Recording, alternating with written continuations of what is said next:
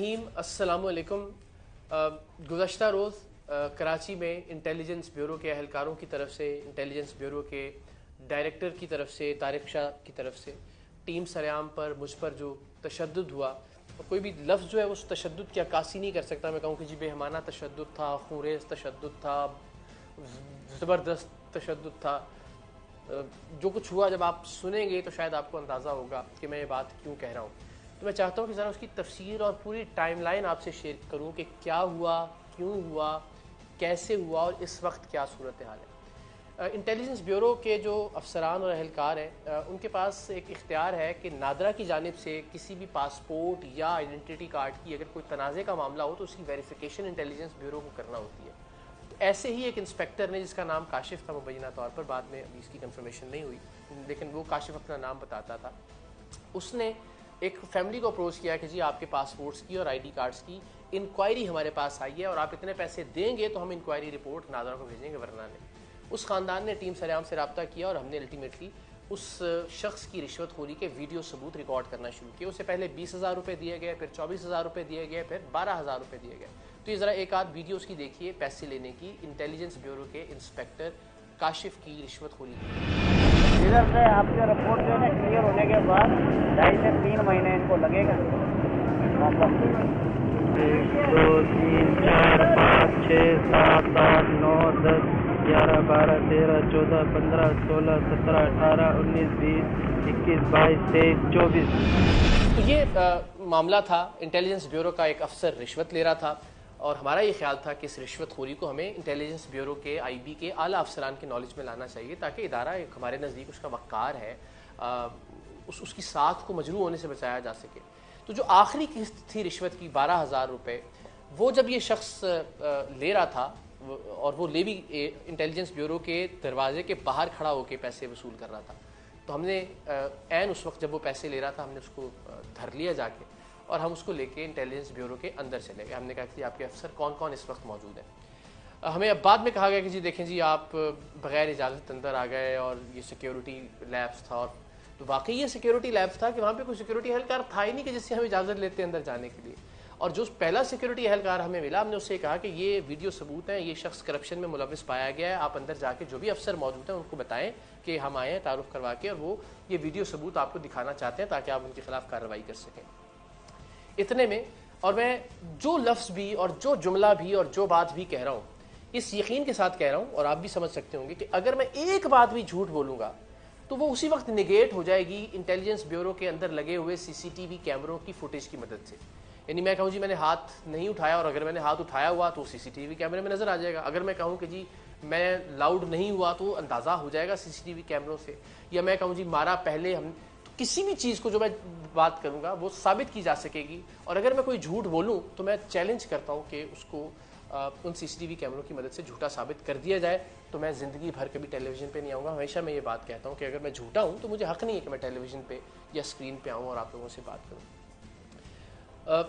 जब हम ये बात कर रहे थे उन अहलकारों से कि आप अफसर को बताइए, तो एक साहब अंदर से जिनके हाथ में एक वॉकी टॉकी था, वायरलेस था, वो आए।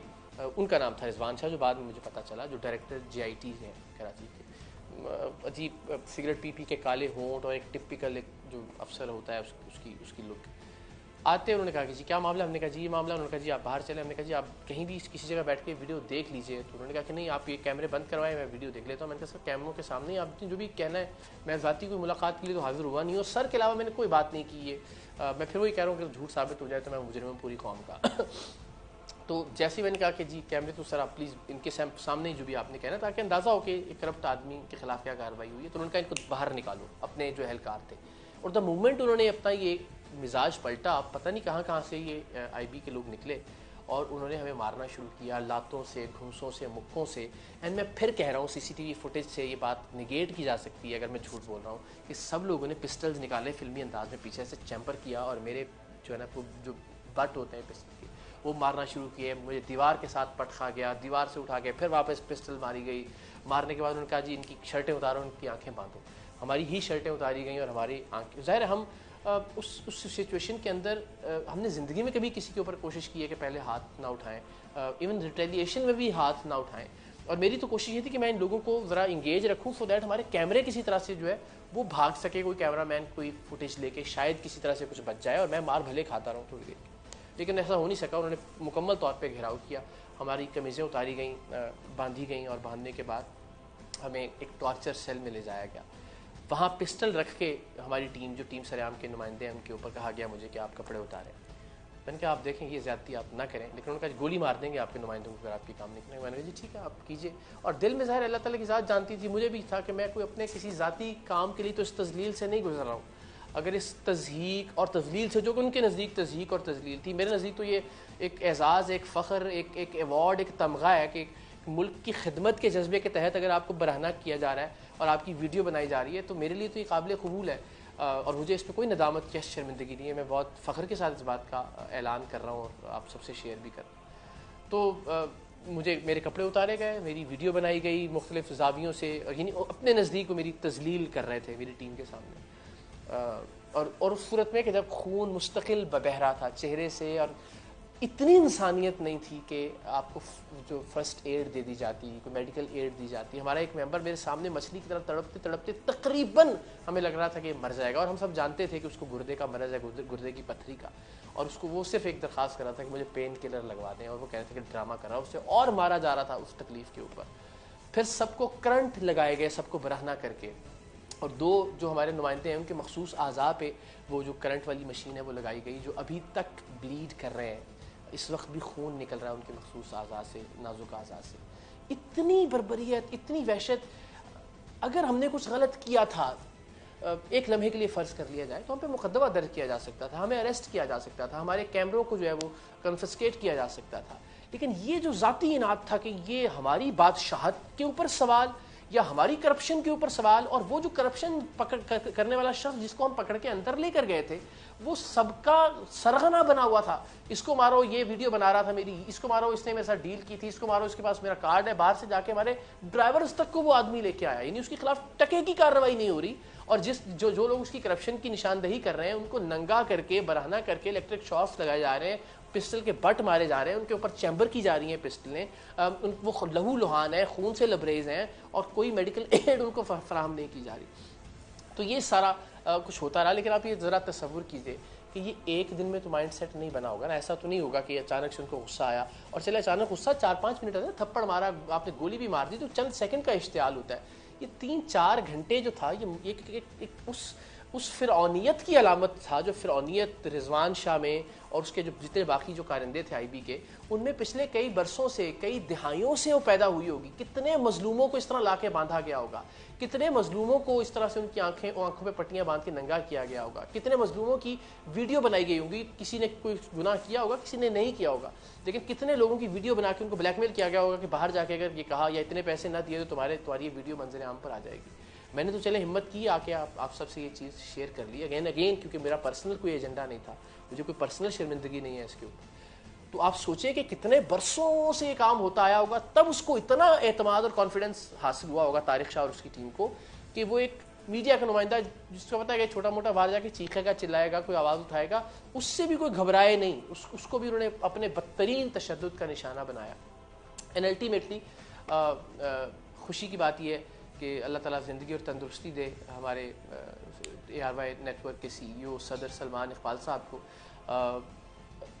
वो जिस जिगरे के मालिक हैं, अगर वो जिगर ना होता तो ये सरेआम शायद आज हम ना कर पाते। जहाँ जहाँ जिस तरह से वो आहनी दीवार बन के हमारी हिफाजत के लिए खड़े हुए, अल्लाह ताला उनको सलामत रखे।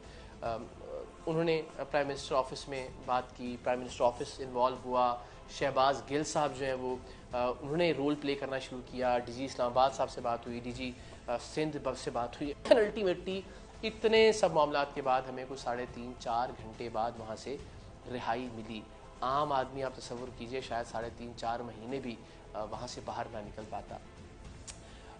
हम बाहर आए, बाहर आके हम दफ्तर की तरफ थे क्योंकि हमारे कैमरे रख लिए गए थे। एंड अगेन अगर कोई मैं झूठी बात कह रहा हूँ तो हमारे कैमरों की फुटेज ही लोगों के सामने ले आए कि जनाब ये देखें ये रिकॉर्ड हुआ हुआ है जिसमें ये गलत बात कर रहे थे, जिसकी बुनियाद पर इतना बदतरीन तशद्दुद हुआ। ऑफिस की जानिब थे, लेकिन हमें बताया गया कि ऑफिस से कैमरा आ रहा है, आप अब्बासी शेर अस्पताल जाइए, मेडिको लीगल रिपोर्ट करवाइए। सर फटा हुआ था, खून में लिथड़े हुए थे। हम हॉस्पिटल पहुँचे, हॉस्पिटल गए, टांके लगाए गए सर को करके, कुछ टांके मैंने रिक्वेस्ट करके बचा लिए कि बाल नहीं काटें पीछे से, कि वो बाकायदा उसको रेज़र करना पड़ता है, फिर टांके लगाए जाते हैं। फिर जो एक्सरे वहाँ अब्बासी शहीद अस्पताल में हुआ, उसमें ये जो लेफ़्ट शोल्डर है ये डिसलोकेट, यानी ये टूटना कह के लीजिए, आई डोंट नो टेक्निकली क्या, ये डिसलोकेट हो गया, अपने मकान से हिल गया है ये। मुझे कहा गया कि आप सिटी स्कैन करवा लें किसी दूसरे अस्पताल से, क्योंकि वहाँ वो फैसिलिटी नहीं थी, बिकॉज कहीं ब्लड क्लॉट ना बन गया हो, इतनी देर तक खून बहता रहा है और आप वहाँ मौजूद रहें, खून जम ना गया हो अंदर किसी वेन में, मौत का बायस बन सकता है। तो हमने सिटी स्कैन करवाया, तो सिटी स्कैन तो बेहतर था, लेकिन एक पसली जो थी वो टूटी हुई सामने आई राइट साइड की, और साथ ही साथ जो जो जो जो दिल के मामला हैं, उन्होंने बताया कि वो उसमें भी कोई प्रॉब्लम है, बिकॉज जो लाइट है, जो करंट है, वो जब पास होता है तो या दिल मुतासर होता है या दिमाग मुतासर होता है, जो ECG है वो भी एबनॉर्मल है। सो खैर इस हालत में मैं ज़ाहिर है अपनी मीडिया पर भी और अपनी बात इसलिए कि लोगों को अंदाज़ा हो कि इदारों के अंदर कितनी बर्बरियत, कितनी सफाकियत, कितनी दरिंदगी, कितनी करप्शन है, और जिस मकसद के लिए मैंने ये मार खाई है, अगर वो मैं आराम से खामोश होकर बैठ जाऊँ घर में तो वो मकसद फुलफिल नहीं होता। तो मैं चाहता था कि सारी स्टोरी जो है वो नरेट की जाए, और मेरे वो 2 अरकान जो बेचारे इस वक्त भी शदीद तकलीफ़ में मुब्तला हैं, जिन्हें करंट उनके नाजुक आज़ा पर लगाया गया, वो भी अंडर ट्रीटमेंट है, अल्लाह ताला उनको भी सेहत दे, आप प्लीज़ उनके लिए भी दुआ कीजिएगा। सो इस सारी कैफियत से गुज़र रहे हैं, मगर इत्मीनान ये है, सुकून ये है कि अल्हम्दुलिल्लाह एक नेक नियति के साथ, एक नेक मकसद के लिए ये सब कुछ बर्दाश्त किया है। मेरी टीम भी अल्हम्दुलिल्लाह फ़ख्र महसूस कर रही है, कहीं पे भी हमने मायूसी, शर्मिंदगी या नदामत नहीं देखी इस सारे प्रोसेस में, और हमने देखा कि एक प्राइड है जो हर एक की आंखों में नज़र आ रहा है। ज़ाहिर है तकलीफ़ है, दर्द है, दुख है, अपना इदारा है हमारा, मगर अनफॉर्चुनेटली असल चेहरा हमारे सामने आया, और हमारे तवस्सुत से पूरी कौम के सामने आया। वज़ीर-ए-आज़म पाकिस्तान, मैं बहुत नाक़िद हूँ मौजूदा हुकूमत का, आप सब जानते होंगे, आप ट्वीट्स भी देखते होंगे, लेकिन इस मामले में इससे पहले अगर हमने कुछ ऐसा किया तो हमेशा हम पे उल्टी FIR हो जाती थी। तो इस बार कम से कम ये हुआ कि 19वें ग्रेड का डायरेक्टर मुअत्तल ज़रूर हुआ। FIR अगर होगी भी तो वल्लाह आलम, शायद पता नहीं बेल हो जाएगी या कोई स्टे आ जाएगा या अपने इदारे के लोग उनको बचा लेंगे। मगर एक बात मैं ज़रूर कहना चाहता हूँ कि हम सब की ज़िंदगियाँ अब से असल ख़तरे में पड़ी हैं। ज़ाहिर है वो कहते हैं ना, ज़ख्मी शेर ज़्यादा ख़तरनाक होता है, तो शेर तो खैर वो नहीं कहा जा सकता उनको, हाँ जानवर ज़रूर थे, दरिंदे ज़रूर थे, भेड़िए ज़रूर थे, लेकिन वो चूँकि अब ज़ख्मी हो गए तो और ज़्यादा तड़प रहे हैं, और यकीनन जो उस वक्त नहीं कतराए पिस्टल हम पर लोड करने से, जो हमारी लोकेशंस निकाल सकते हैं, जो हमारी फ़ोन कॉल्स की रिकॉर्डिंग्स कर सकते हैं, एजेंसी है ज़ाहिर है, तो मेरी टीम की ज़िंदगियाँ सही मानों में अब ख़तरे में पड़ी हैं रिजवान शाह के मुअत्तल होने के बाद और उनके बाकी लोगों के मुअत्तल होने के बाद। तो वो जो IB के एहलकारों का, जो अब आप सोचते, जब हमने कुछ नहीं किया था, सिर्फ उनके एक एहलकार की करप्शन पकड़ी थी, तब कितना गुस्सा था। अब जब हमारी वजह से हम बार बार उनका नाम ले रहे हैं, उनको बेनकाब कर रहे हैं, तो अब कितना गुस्सा होगा। और हमारी जान लेने से क्या वो दरेग करेंगे? क्या गोली मारने से परहेज़ करेंगे? क्या हमें लोकेट करना उनके लिए कोई मुश्किल है? नहीं, ज़िंदगी अब बिल्कुल खुली किताब की मानंद उनके सामने है, और हम कत्ल होने के लिए तैयार हैं इस पाक सरज़मीन की खातिर। लेकिन ये रिकॉर्ड पर लाना बहुत ज़रूरी है कि हमें कोई भी नुकसान अगर पहुंचता है या कोई भी टीम मेंबर किसी भी तरह से मुतासिर होता है, तो आपको, कौम को, हुकूमत को, इदारों को पता होना चाहिए कि मुमकिन तौर पे उसके पीछे कौन हो सकता है। सो आप सब दुआ में याद रखिएगा। हम कोशिश करेंगे कि इसी हिम्मत से, इसी जज्बे, इसी जुनून से सच्चाई के सफ़र को जारी रखें। मैंने बहुत से प्लेटफॉर्म्स पर कहा भी कि मैं इसलिए बरहना नहीं हुआ या इसलिए मैंने ये मारे बर्दाश्त नहीं की, या इसलिए मैंने ये तशद्दुद और वो तज़लील जो मुझे नंगा करके मेरी वीडियोस बना के करने की कोशिश की गई, वो मैंने इसलिए बर्दाश्त नहीं की कि मैं दुबक के, खामोश होके, चुप करके घर में बैठ जाऊँ। अब इंशाअल्लाह मेरी आवाज़ हर जगह होगी। मैं चुप हुआ तो वो समझा कि बात ख़त्म हुई, फिर उसके बाद तो आवाज़ जा बजा थी मेरी। इंशाअल्लाह मेरी आवाज़ इसी तरह से मजबूत सुनेंगे, इसी तरह से दलाइल के साथ सुनेंगे, इसी तरह से सबूतों के साथ सुनेंगे। और मेरी आवाज़ का सिर्फ़ और सिर्फ एक मकसद है, मेरे आवाज़ बुलंद करने का सिर्फ़ और सिर्फ एक मकसद है कि पाकिस्तान का परचम बुलंद हो, पाकिस्तान का वक़ार बुलंद हो, पाकिस्तान का नाम बुलंद हो। आप सब की दुआओं की ज़रूरत होगी, आप सबकी सपोर्ट की ज़रूरत होगी। और मैं आपको ये यकीन दिलाता हूँ इंशाल्लाह, वंस अगेन गलतियाँ हो सकती हैं, मिस जजमेंट्स हो सकती हैं, लेकिन इंशाल्लाह ना बदनीयती होगी, ना किसी तरह पे नीयत का कोई झोल होगा। हम ईमानदारी से, दयानतदारी से, सच के और हक़ के इस सफ़र को जारी रखेंगे। पाकिस्तान